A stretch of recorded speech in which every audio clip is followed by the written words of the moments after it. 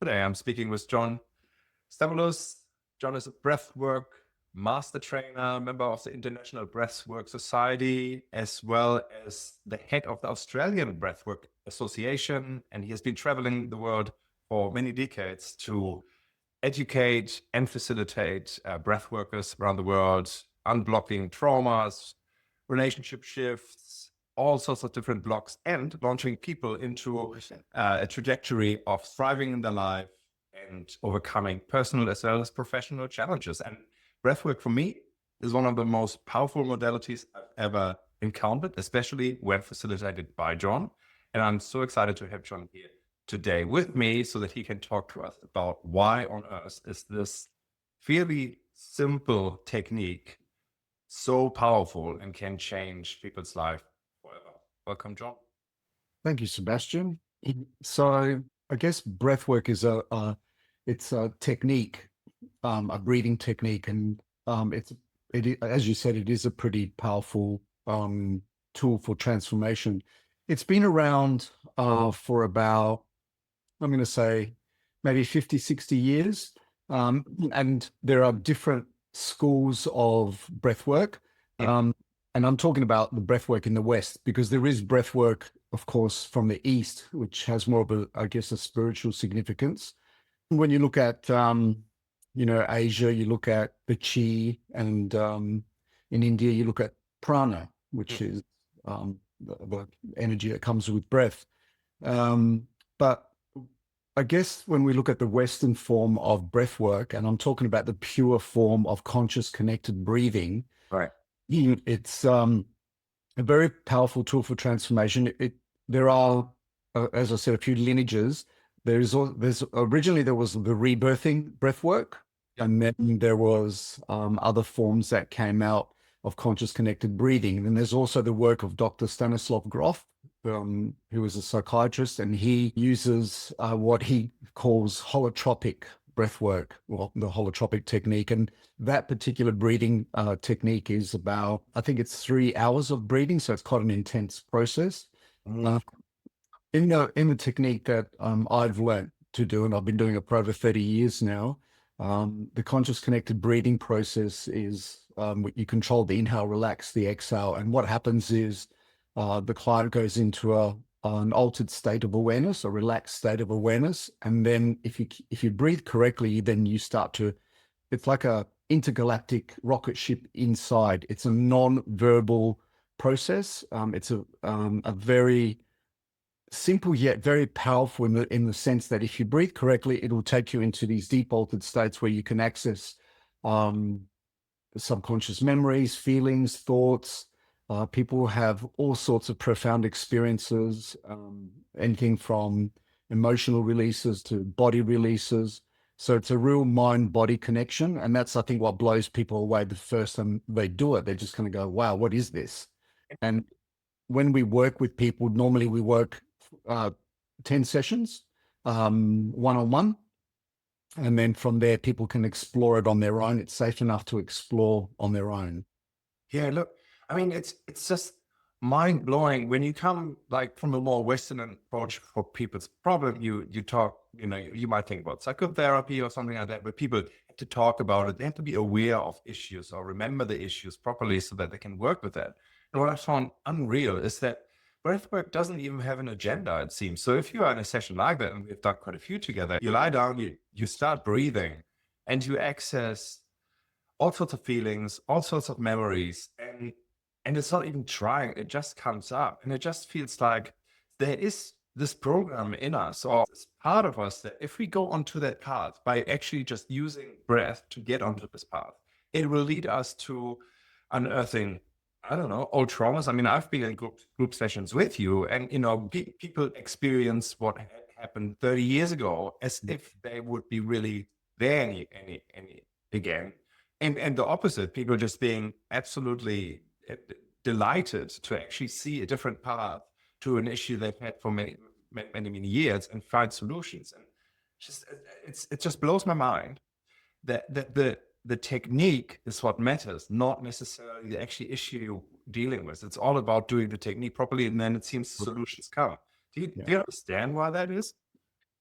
Um, I'm not sure. I guess, I mean, I guess it's like, the breath is the life force. And then as it comes into our bodies, it's a way of purifying, and it kind of stirs up, I guess, suppressed thoughts and feelings and emotions. So, whatever surfaces probably is what the subconscious is ready to deal with on a physical, mental, spiritual, or emotional level. You can come with an intention, Sebastian, as you know, you can come along and say, you know what, I want to work on this block that I have in my life. And yet what will surface could be something completely different. Um, I find a lot of people that tend to do this work, usually the three big areas that people will look at are, number one is health. Huh?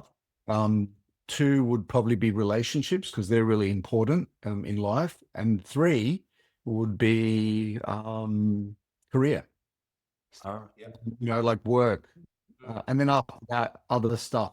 But the thing about breath work, it doesn't always have to be about, clearing, traumas and stuff. It could also be for expansion or inspiration.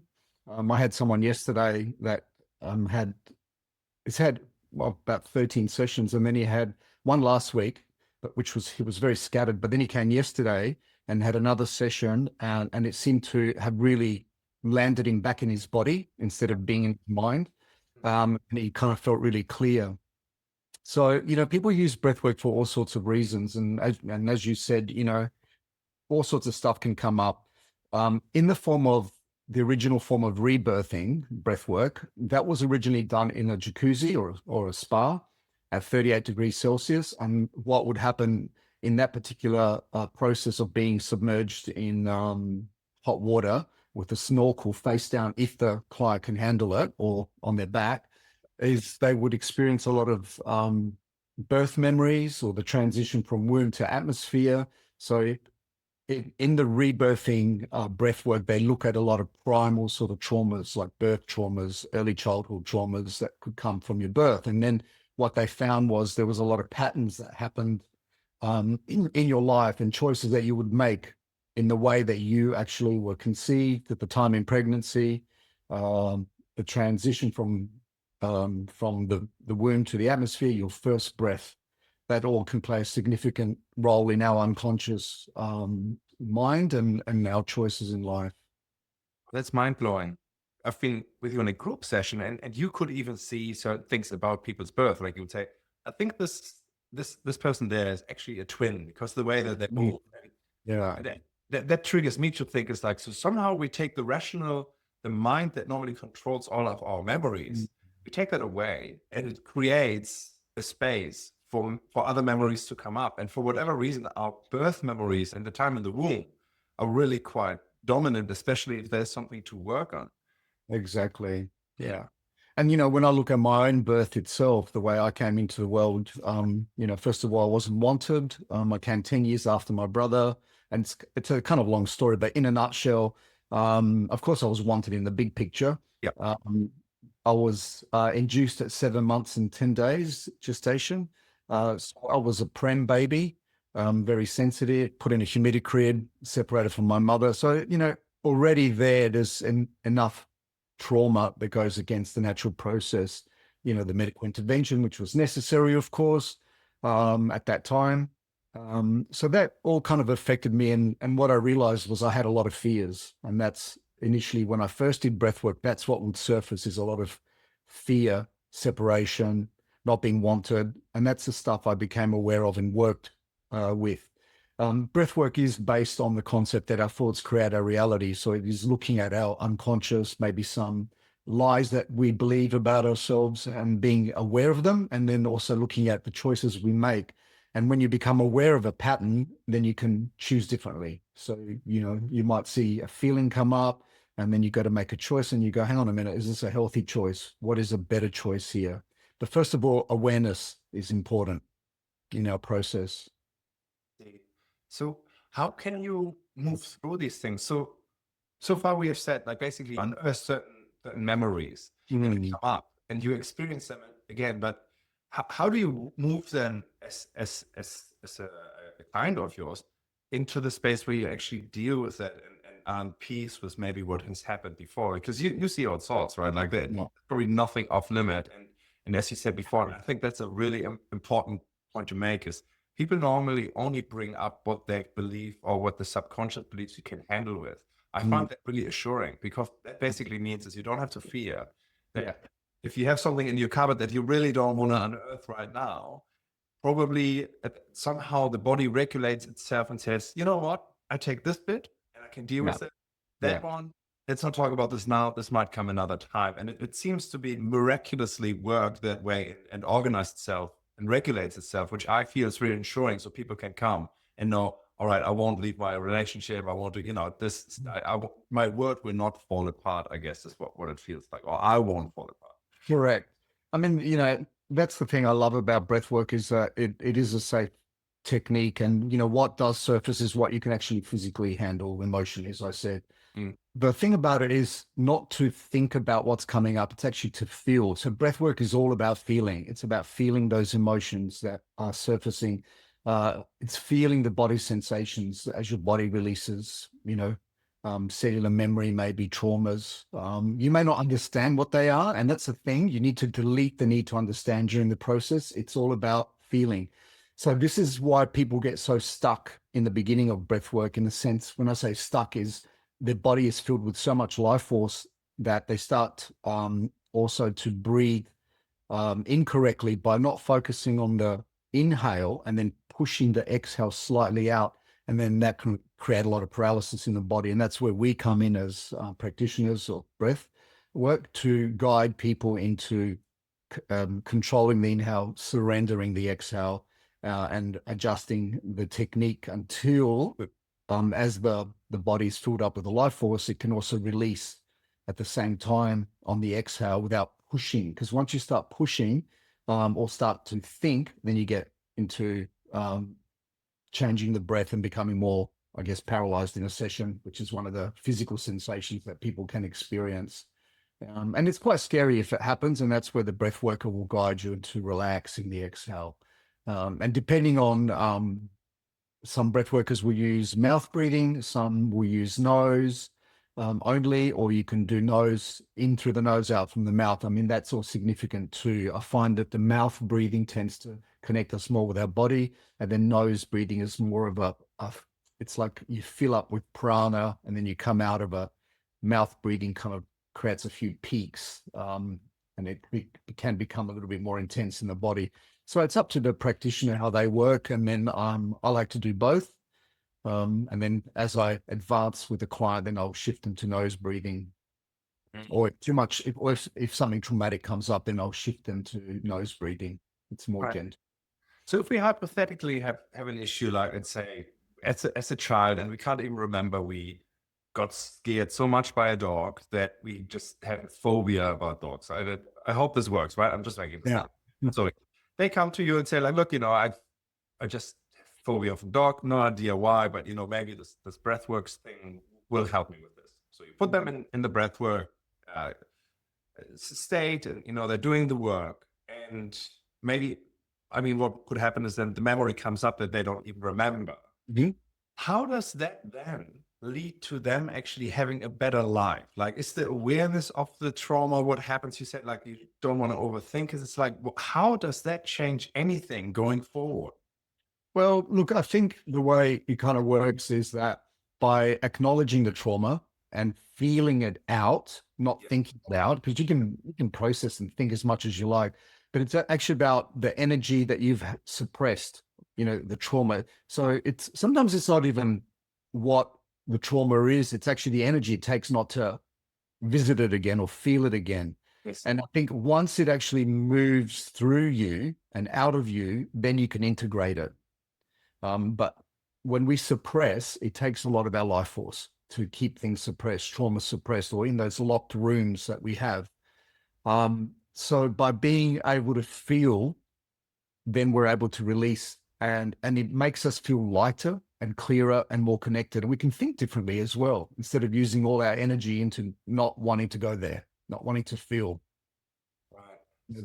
So if you walk through life and you meet people, can you see some people that like use quite a bit of energy of like keeping those cupboards closed and managing basically that emotion, maybe not even being conscious anymore about that's happening, but you got that sense sometimes from people? It's a good question. And yes, I think anyone can. And the way I see it is this: the more we become authentic and more self-aware, the more that we've healed our traumas and stay more present in our everyday life. And when I say present, is like to actually be here right now and not part of us be there or in the future.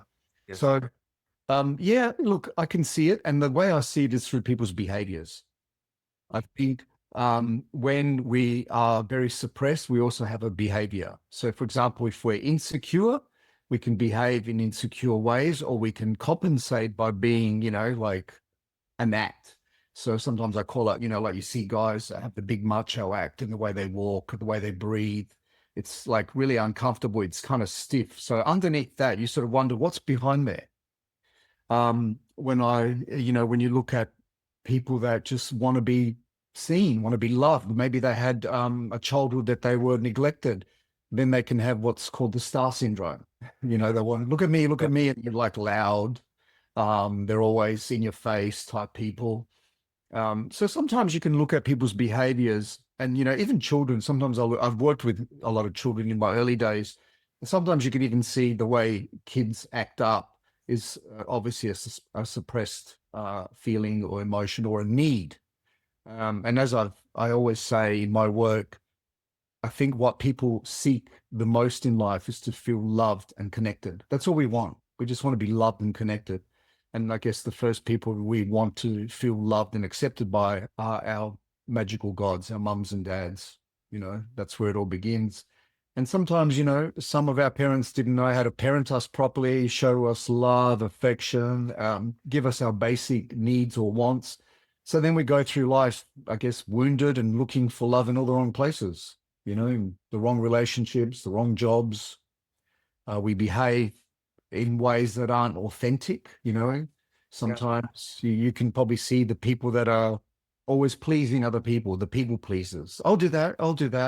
Underneath that is a longing to be loved and accepted. So these people come to you, they go through a transformative breath session, and they're off with the magically and sort of like in a very altered state. I have to say, like, this is something like I haven't taken ecstasy in my life, but I heard that this is what it might feel like, because breath work to me gets me into a state that I can physically otherwise not get myself easily into, if at all. Actually, I would say not at all. So they do that. And then what happens to the people pleaser? Are they not people pleasers anymore? Or what would happen next? I think, Sebastian, it's being aware that you have that behavior. Yeah. Like I always talk a lot about, I grew up with a very neurotic Greek mother. When I look at her, when I analyzed and looked at her life and, what she'd gone through, and then, her experiences and her tools of life, which were very limited. And then, she became a parent and quite neurotic. I use the word, it's a Greek word. I'm Greek, so I like to use the word neurotic. What I found was, as a child, I saw things maybe that I shouldn't have seen. And I then made up that I wanted to save my mum.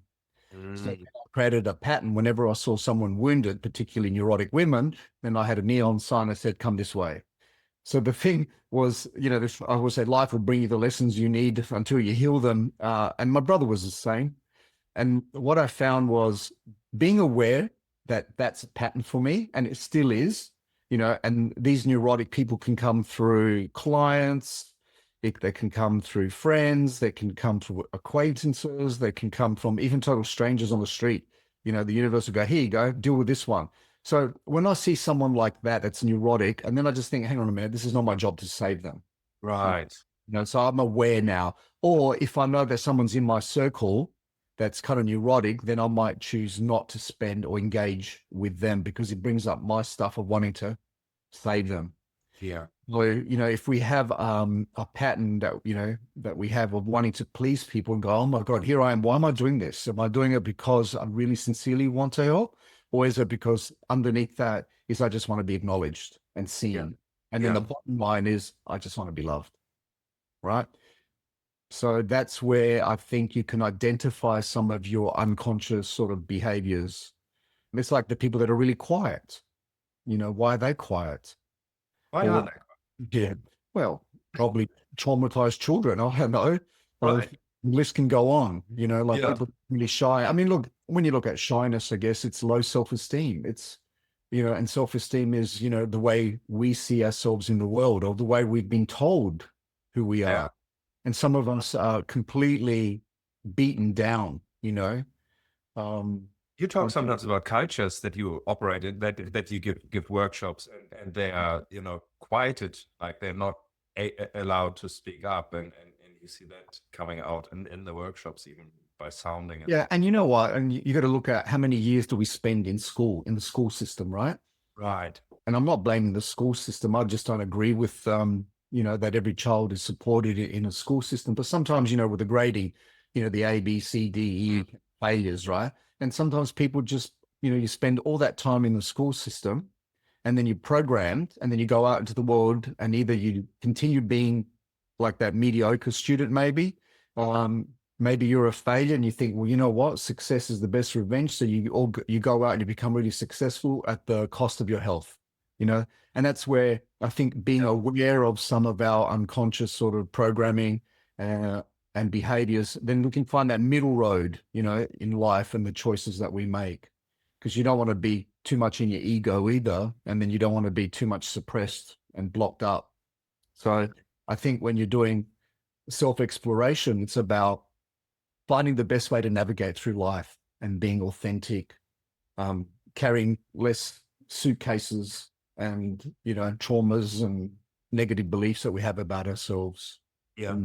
So would you say that if someone is willing to really face their stuff, or at least willing to be, and say, look, I actually don't know what my stuff is, would you say that breath work potentially could more or less get you out of prison with any issue? Like, you probably have seen it all. Would you say it is a modality that potentially, when it comes to traumas and issues like that, you can use it as a universal tool to basically I believe so, Sebastian. And I think as long as the practitioner is trauma informed as well, that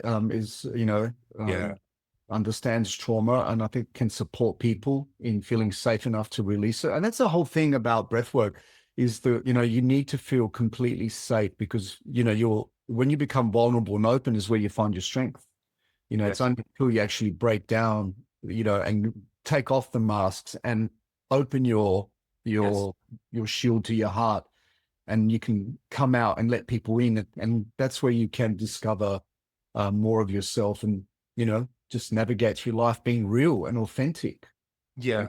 And empowered as a human. Okay, this is why I'm working with you, because we met at a particular what was it, seminar series, like a whole week of seminars, and like a school, a short school, and you were one of the presenters that would facilitate breath work, and for me it was like, I liked your energy on the stage straight away. I like what you said, and I like your confidence, but I liked your kindness as well. And for me, that's important. I can't work with every practitioner. It's just not possible if there's no click. And I think it's just important for people to know that, because if you don't have a good feeling for that, yes, you could argue, well, it's probably something to do that I don't really want to face my stuff. But I would be careful there and say, like, well, if you have stuff that you think is significant and that is really precious to you, or really, really delicate, and makes you really, really vulnerable, you want to have someone on your team that you just feel a connection, that you feel that person will look after me. I feel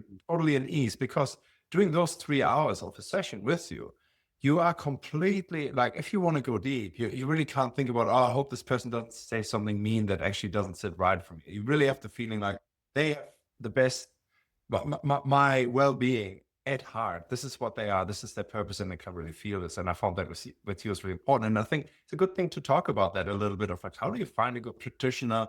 And the aspects of personality as well as protocol, I believe that you know a lot about it, because you've seen when it goes wrong too. Sebastian, that is a really good question. And this is one area that I really strongly speak up about. You earlier on, when you introduced me, you mentioned that I'm actually the current president of the Australian Breathwork Association. So our association is quite strong. Our members that join up have to be trained a minimum of 450 hours training, and by particular schools that we recognize. I'm really proud to say that Australia has created the most amazing ethics and standards for breath workers worldwide. We actually shared our standards and ethics and all our procedures to the Global Professional Breathwork Alliance, which is based in the US. So practitioners that are fully qualified will register with them and will be recognized worldwide following the ethics standards and trainings. You also mentioned that I'm on the International Breathwork Foundation. So this is a European-based foundation for breath workers. I've been with them for many, many years now, and I've had a role for the last 5 years as on the integrity committee. So we handle complaints against practitioners of breathwork. But unfortunately, what's happening around the planet now, and when I look at breathwork has gone from the fringe to mainstream now. So, you probably open up your social media and you see someone doing breathwork. What I'd like people to know is that if you're going to work with a breathworker, number one, you've got to make sure that they are registered and certified with, if you're in Australia, with the Australian Breathwork Association or with the Global Professional Breathwork Alliance. The problem we're finding is, and honestly, Sebastian, I can have a full-time job on the integrity committee following up people that have breached ethics worldwide. The problem is if a practitioner is not trained properly and they're not registered, there's nothing that we can do as an association or a foundation to support the people, the victims, so to speak. And that's where people need to realize that a 2-day course doesn't qualify you as a breathwork practitioner, neither does an online course. The thing is that when you train, you really need to be face-to-face in a training, and you have to tick off a whole bunch of criteria and, like trauma informed practitioners.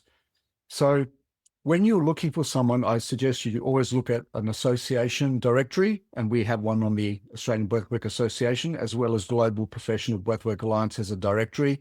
The International Breathwork Foundation kind of is a foundation where all breathwork modalities can join, but you'll see a professional member next to their name. That means they are certified to the highest standard. And this is what we're working on. What's happened, because there's been a big breach of ethics with some breath workers, even registered ones, that we've had to unregister. The good that came out of that was a professional development team has emerged. It's a worldwide team of, from doctors to psychologists to breath workers to trainers, and they've all come together now, and they're creating an international umbrella of ethics and standards, and then all of us to liaise and connect. So the important thing is that the public, the people, are safe out there, because honestly, if you ring up a breath worker, they should at least give you 15 minutes of their time. And I actually wrote an article, a blog on this. It's, like how do you find a practitioner? And maybe I can share it later. Yeah. The thing is that, talk to the practitioner. If and you should feel some connection. If you don't, then trust yourself. And the other thing is that when you finish the phone call, you should be left with some hope, because we all need hope, right? And when we, like you said, when you do go to someone and you do open up and you are vulnerable, you want to feel safe. And I know for me personally, Sebastian, safety is the most important thing in holding a space and being present for my client in order for them to go as deep as they can inside themselves to heal them. The only thing I'm going to do on the outside is create the safety, maybe ask the right questions, the right guidance, correct the breathing. I don't have to do much other than that, and just trust the breath, the process itself, for the client to get the most out of it. And that's how it is in a nutshell. Yeah. But just to really paint the picture, I mean, what can go wrong if ethics are not observed? Like, what could be the issues with that? A lot of things. Right. Look, anything from practitioners, ripping people off financially, to is touching them inappropriately. That's one of the, like in all professions, I'm sure there are these people, and unfortunately it has happened in breathwork. And I think when I look at the old schools of breath work, back in the 70s. I think they were all about free love and stuff like that. But, the world's changed now. We need to respect people's boundaries. Mm. For example, if we're going to do some touching during the breath work, it'll be like, on your shoulder, or it might be, I gently tap someone on their chest to remind them to breathe high up, or I might open their mouth, so all of that has to be with consent. It is so important that, like if someone's had a trauma and they don't like being touched, we need to respect that. Where I've been in group sessions where, like practitioners come and are really forceful. And, as I said, there are different schools of breath work. I'm just not into the traumatic breath work or the cathartic breath work. In my early days, we did study all that stuff. I think today, the breath itself is powerful enough to open people up. We don't have to be, cathartic on the outside. There are some breathwork schools that do teach all that intervention and pushing and yelling and, Oh, I don't think that's needed anymore. You know what I mean? yeah. I think it can re-traumatize people, and a lot of breath workers are probably on the same page as me about this now. The less intervention and even the less thrashing around and moving around, I don't think it's necessary. I think if we just trust the breath, it'll just fill you up with what you need and release gently. And I always say gently and childlike and innocently. It doesn't have to be cathartic and painful. I mean, look, sometimes stuff comes up that is so intense. And yes, people are going to express that or feel it out. Yes. I just don't encourage all this catharsis and yelling and screaming. I mean, look, it does happen sometimes, but it's not always necessary either, where a lot of these practitioners just keep, the way I see it is they just keep people in trauma. So you need to choose carefully when you are choosing a breath worker and make sure they're trained. Yeah, I remember like the vulnerability and the openness that can happen after a breath session is as such that if I once an experience, we had a breath session and I had to go somewhere, and it was more rushed than I thought, and someone was quite upset with me, and it felt like 100 times as strong as it probably really was, and it took me like my body really felt it. Like I felt scared for the next 2 days. It eventually went, but and this was afterwards. But if I imagine that someone in my session would plant thoughts, or really do something to trigger release or whatever it might be, that whatever, however you can interfere in such sessions, I don't know, because you don't do it. That it's not to underestimate it. So I can see what you mean. Yes, you would re-traumatize, and if you have someone who's quite dodgy, they would probably say you have to have more sessions, right? Yeah, exactly.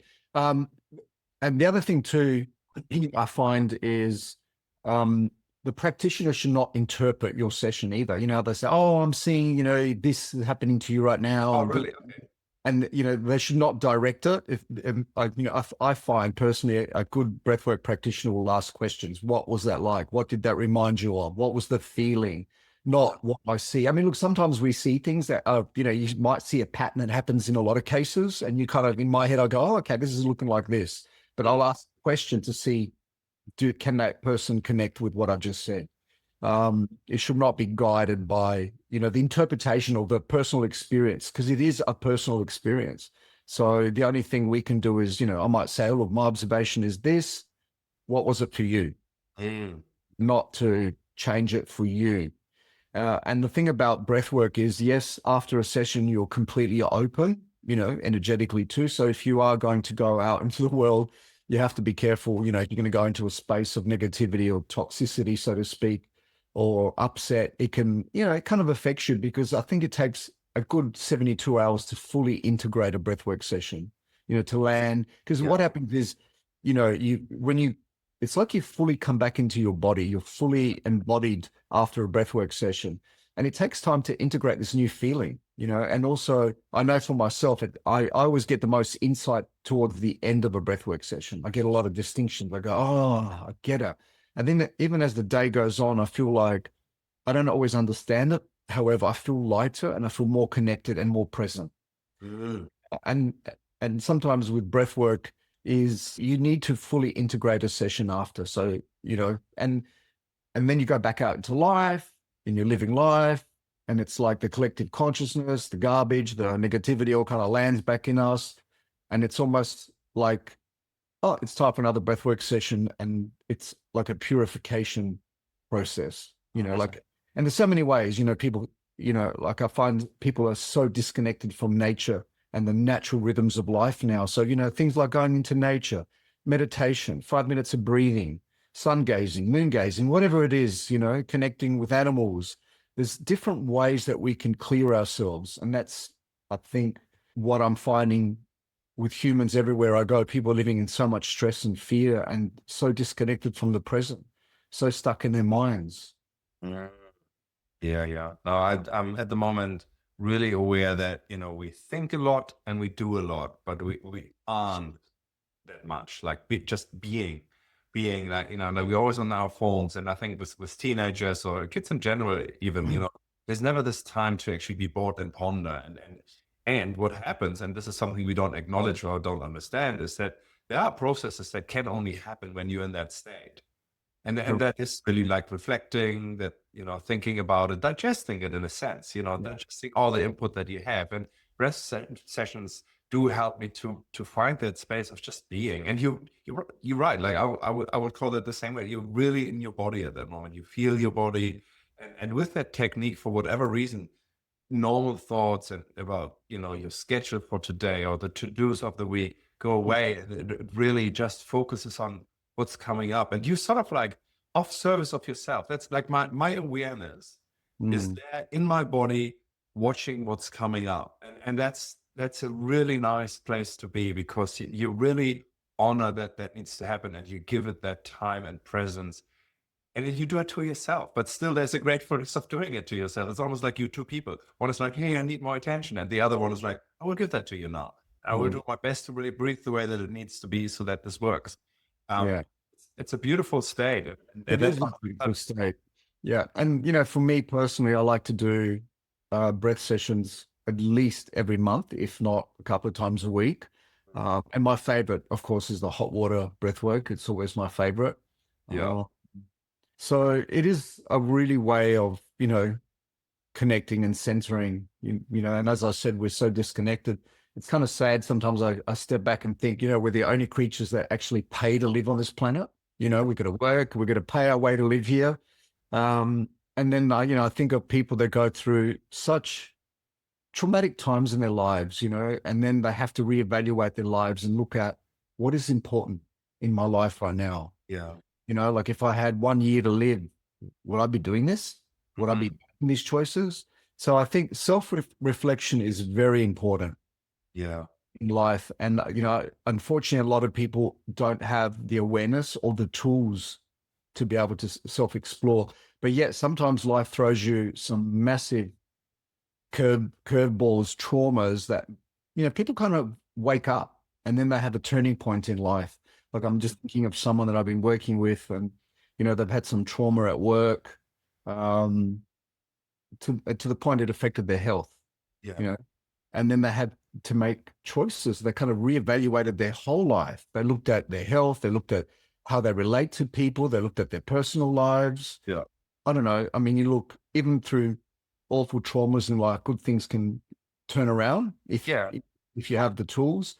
However, I think if you're pretty open and aware person, I think reflection is always important, and things like I always say to my clients, take 10 days and go away by yourself with no books, no nothing, no electronic, no nothing. Just be with nature completely, because people then are going to be in nature, and what are they going to want to do is distract themselves, read, eat, whatever. I don't know. But I think it takes, even if it starts with 4 days, start with 4 days and work up to 10 days. There was a breath worker, and they termed it the 3 S's: seclusion, solitude, and separation. Separate, from everyday life, go into solitude in a secluded place and really connect with connect with nature, and it will be so much growth and awareness, and you can make some amazing changes, meaningful changes in life. Yeah. Yeah. It's so much in our face, being connected, doing all the time, that I was just wondering, what would that be like to actually leave my phone for a week behind. I've met people who've done it, like, who just said like, look, this was enough, and I can do this. Wow, is this even possible? Can I survive? Well, thanks. But yeah, it would be amazing. Look, something that I would love to ask you is, so there are all these different techniques out there. I've experienced yours. I've experienced a few, but this one to me has stood out as being extremely well. It suits me because it goes deep. It's very powerful. It's not dramatic in the sense of like it's really just a calm and gentle process, as powerful as it is. So why do we have all these different techniques, and are there different uses for them, or is it just preference?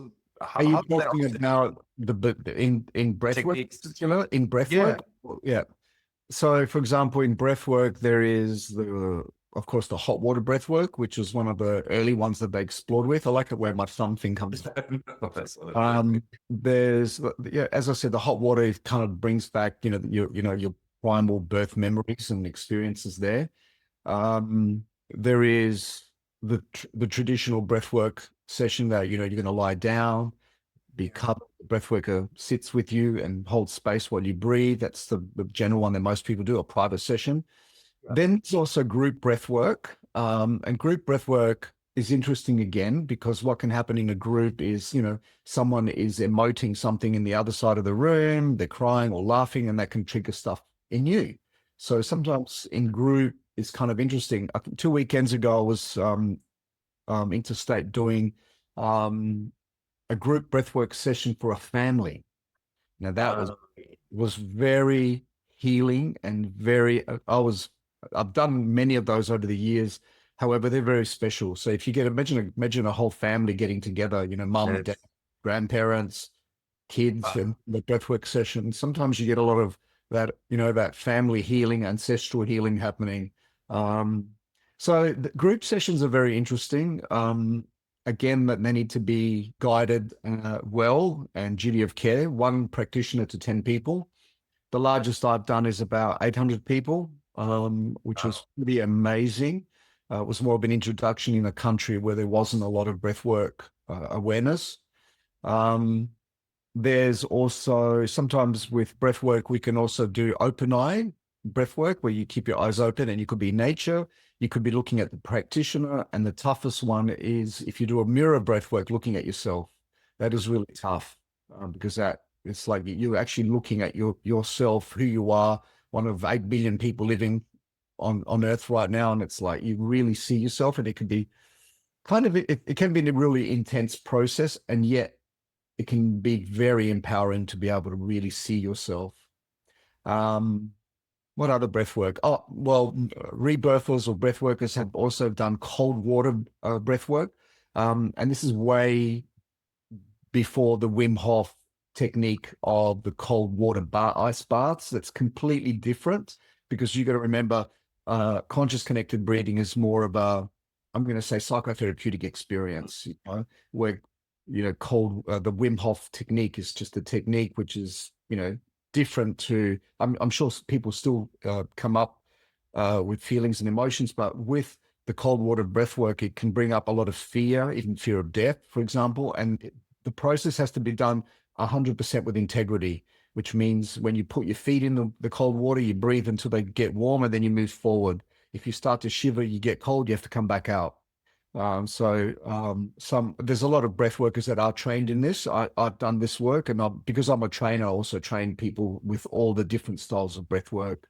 That's about it, I think, with all the different styles of breath work that, Yeah. So you just, as someone who's looking into it and said, oh, I'm interested in that, would you say, I just try different things to see which format works for me? Yeah.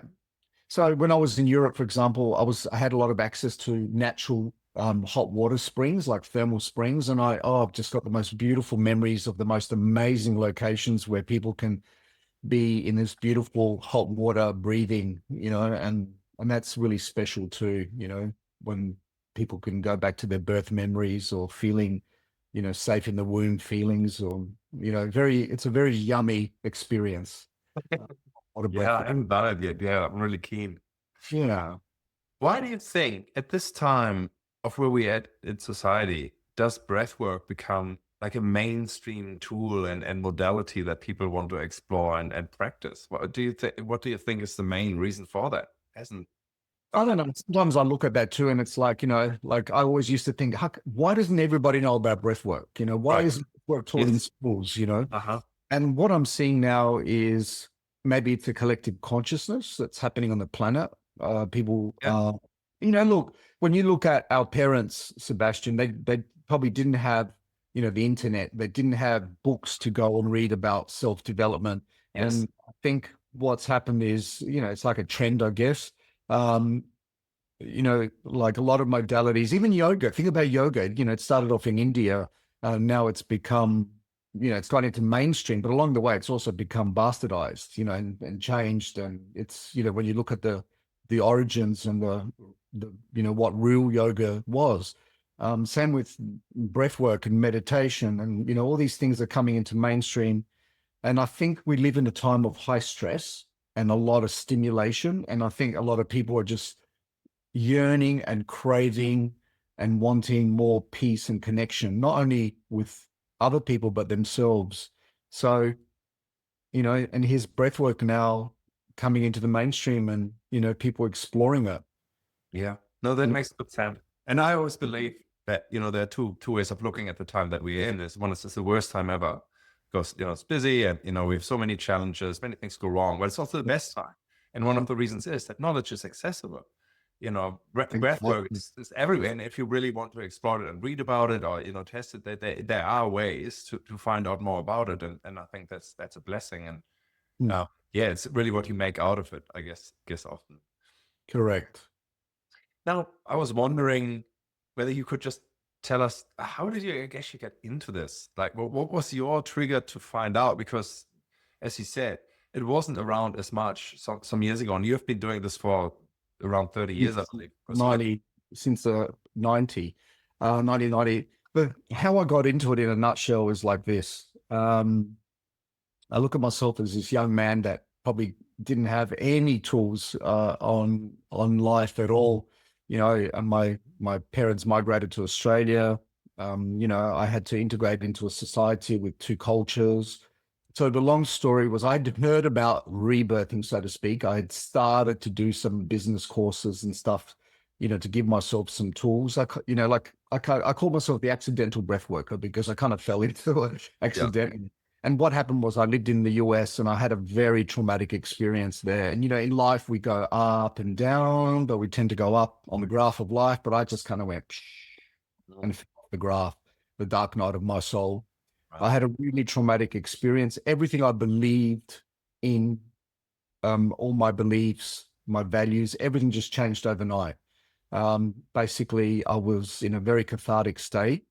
Um, and I was rock bottom, so to speak, emotionally. I was traumatized. It's a long story. I actually wrote a book called Breathing into a New Life. I talk about in detail what happened to me and then how breathwork um, supported my journey. So I came back to Australia and basically stayed in bed for a month. My parents were very worried about me. And I kind of laugh when I look at my life from, the New York days. I just came back with a bag and I think I had some my workbooks, some my diplomas, and one mirror, this star mirror that I bought for my apartment. That's the only thing that was left. But in there was a little cutout about rebirthing and a tape by Louise Hayden. Back in the days of the tapes, it was You Can Heal Your Life. Never had heard about it, but I was doing Taekwondo and someone had given it to me. I remember there came a point where I needed to reach out and get some help. I had no tools on how to navigate what I was going through. So I rang up a rebirther, as they were called back in those days, and I had a session. It was very profound. I think as a man, for being able to sit in a space and just go and be vulnerable and just share what I'd gone through with someone was really powerful. The breathwork experience itself was really amazing. I kind of felt, I don't know what happened in that room, but I feel like 16 suitcases came off me. I feel lighter, I feel more present. I had no idea. Went off into the world. People saw that I looked different. I was starting to engage in life again. And then the breathwork had said, when you're ready, come and have another session. So I went and had another session. And I tell you what, Sebastian, I hated the experience. I was completely paralyzed. I was like, I couldn't talk. And what was happening for me there was I was starting to connect with my birth trauma, and I had a very, very traumatic birth. So between that second one and I actually had up to 30 sessions where I was completely in so much physical and emotional pain, because what I didn't understand at the time, and it was such extreme fear, and I get it now because I had such a fearful entry into the world. When I came into this world, it was not easy for me. It was very painful. My birth itself was a complete trauma. So when I finally realized that I actually had to feel what was surfacing in order for me to release it, that's when look, I'm saying every session was profound, but when I finally got it, that I actually had to feel this stuff, that's when my life, just went up. And I trained as a breath worker, only because I was I'm a remedial and sports therapist as well. Worked with, the Australian Sports Commission and lots of elite athletes, and I've had a pretty amazing career traveling the world with that. So I got into breath work more for myself. And then I started working with my son because he'd been through some trauma as well, doing the breathwork technique. And from there, other parents started to bring their kids. And then I started to work with children with trauma, birth trauma, children with grief. And then I started working with parents and their children with problems. And then I was working with couples. And then before I knew it, I was working a lot, directing my breathwork to stress in the new millennium and people working with stress. So then I just went international with that. But because I was traveling with my sports career, I was able to meet other pioneer breathworkers, the original breathworkers, and I'd interview them and find out how they worked. And then I connected with the international breathwork community, and of course the internet came, and here we are. So my journey with breathwork has sort of started, and then it's just projected to where I am now, and I'm still constantly learning. And I think breathwork is a big part of my life. It's, like I breathe it for sure. yeah. I love it, and I just love how it creates massive transformation for people. I don't know how it works sometimes. I'm always at conferences every year learning about the science of breathwork. That's one area that really fascinates me. And what I've seen more and more, Sebastian, is more science behind breathwork now. It's not so much woo-woo anymore. Yeah. And for me, I like some science and understanding what happens physiologically, to the body, to the mind. I think it's really important in this process, this technique being more credible as well to that world. That is cool. That is cool. John, what I found amazing is you can actually do this online, especially if you've met people before in person, but even if not. And I think that's a great opportunity. And I think that's what I want to leave with, is like, you are actually available for online consultations as well, which I think is a huge privilege if you can get into John's schedule. If people want to find out more about you and want to connect with you, what are the best channels to find you? Well, probably best will be my website, which is johnstamoulos.com. And then, of course, there's the social media pages that you can find me on. What I wanted to say about the online, look, the highest form of breathwork for me is always being in person with someone. Yes. Because there are so many cues that, like when you're working with people, you really pick up on people's energies and their thoughts and the way they move. You get a lot of feedback from that. However, even before the pandemic, in 2013, actually, I started doing online sessions, and I thought, how can this be done? So, what I've got in my office is I've got 2 huge screens. So and then what I did is I set up, definitely duty of care. There always has to be someone in the house with you. I need to know your address, your phone number, emergency numbers, because nothing ever really goes wrong. The worst thing that ever happened was once, I think it was with someone in Denmark, the stream blacked out for a second or 5 minutes. So all I did is just call the other person in the room. They reconnected the screen. And sometimes if someone's going through some trauma, then I will ask the other person that's either in the room with them during the breathwork session. Some people choose to have someone be a sitter. So they look at me, but I also have their WhatsApp, which I can send them messages to, like I might say, touch them there or open their mouth or, comfort them or wipe their tears. So they're my hands. So it works. And then if I see that people don't go into paralysis, then the sitter, so to speak, can be in another room, but in the house. So and it still works, especially when you set your laptop or computer where I can see you lying down and I can at least observe your breathing. So when we set it up, my assistant usually will send out the whole protocol of how to set up an online session with me. Yeah. And, we've done plenty of posts online together. And maybe the first 5 minutes of the first session was a bit like, how would this ever work? And is this what it should feel like? But before you know it, you are so deep in the process. And at the end of the day, you feel, or I feel just as observed and looked after online really than in person. I know what you mean. In person, of course, is a little bit different, but look, before I don't have any session with you, I have it online and it's profound. It's just, so profound anyway. And yeah, highly recommend it. It's one of the most powerful tools I've encountered. And what a blessing to have access to tools like this, because I believe it makes the world a better place, because it helps people to get, really move into who they really are and how they can shine in the world. It's absolutely fantastic. Well, Thank I you. think as humans, Sebastian, like we all want to be connected. We all want to go back to community, and that's what I thought too, is I see these beautiful little groups of people that are wanting to connect and create that community again, because we've lost that. And that's the importance of even group breathwork. I've been running a group breathwork here in Adelaide for the last 20 years. And sometimes I see people from 20 years ago, 10 years ago, 5 years ago. But what I love is the community feeling at the end, where people are just so connected. I can't even get rid of them. It's like, go home now, they're still hanging around. And I think conscious communities are very important in the world. And I think we all yearn to have that connection with our communities and the love and the safety. And I guess we need to create it with us, our families, and then it spreads out. Yeah, it starts with the me. Is that what one says? Starts with yourself first, and only then you can help others. And yeah, I think it's so true. And thank you so much. I really want to thank you for all your work that you also put into actually creating this framework worldwide, because it does make this breath work a safer and more effective modality. And I guess it gets the good press that it really deserves, because it is looked after by associations that really make sure that this is, because it is so powerful, you really make sure that people use it properly. So thanks for your work, and thanks for being on the show as well. Love it. Thank you so much, Sebastian. My pleasure. Oh, Thanks. thank you, John.